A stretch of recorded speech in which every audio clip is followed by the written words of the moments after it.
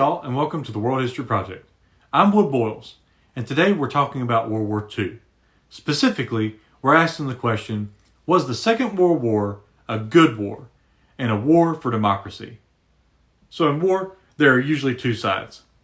It can be easy to think of one side as the bad guys and the other side as the good guys. But sometimes that distinction is not so clear. But to be very clear, Hitler was evil, and the other Axis powers definitely committed mass atrocities to civilians and soldiers throughout the war. However, so did the Russians. But they were on the side of the good guys, right? Sometimes World War II is called the Good War because democratic countries like the United States, Britain, and France defeated fascist, authoritarian governments like Germany and Italy. And there's a great deal of truth there. I mean, the Nazis were defeated, and that is definitely a good thing for the world. The Italians gassed and bombed civilian populations in Ethiopia and Spain, and Japanese forces murdered lots of civilians in China. Of course, we know that the Nazis were responsible for the Holocaust, a campaign of genocide against Jews and other minority groups within Germany and the lands Hitler conquered throughout the war. Those examples definitely support the fact that the Nazis and the fascists in Italy and the Japanese were the bad guys. But things get a little bit more complicated when we ask whether the Allied powers, the United States, Britain, France, and the Soviet Union, were the good guys. In the first place, the Soviets had undoubtedly become an undemocratic, authoritarian state under the government of Joseph Stalin. Stalin was one of the biggest mass murderers of all time. By some estimates, he was responsible for the deaths of tens of millions of his own people. And then there's the British Empire, with its system of keeping its colonies from political independence or self-rule. They had the biggest empire in the world. And the United States may not have carried out major atrocities, but they quickly imprisoned people of Japanese descent as soon as the war started. And then there's the question of mass bombing of cities, which all the Allies participated in.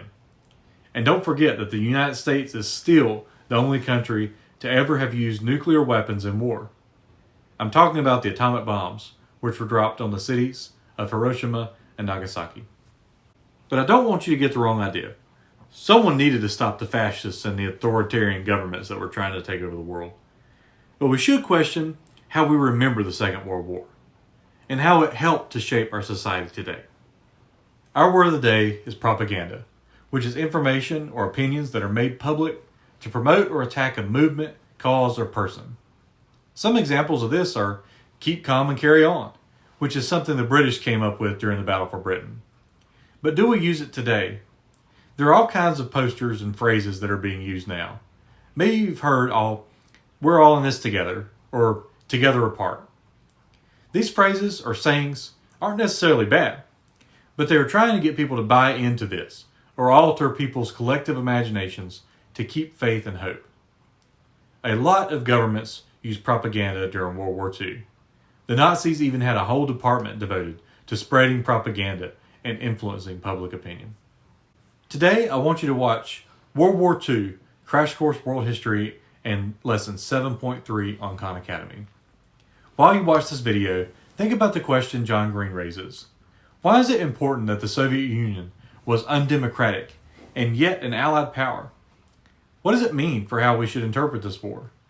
After you've watched the video, go online and find something that you think qualifies as propaganda. Record it in your historian's journal and explain why you think it's propaganda. It could be an advertisement, something on social media, a meme, or anything really. Are you seeing any messages that are intended to influence public opinion? I'll see you next time.